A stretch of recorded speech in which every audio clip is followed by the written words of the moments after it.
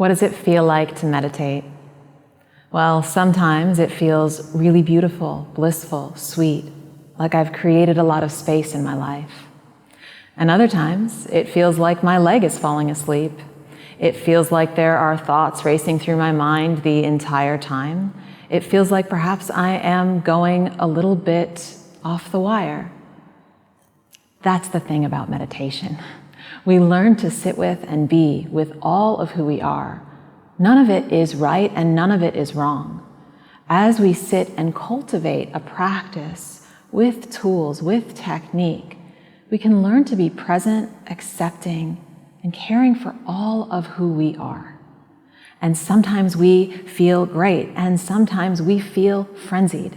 And all of that becomes okay, because we can see that things are impermanent, that they change from moment to moment.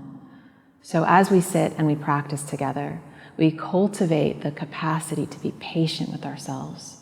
But more important than anything else is that we are kind, and we come to the mat with kindness.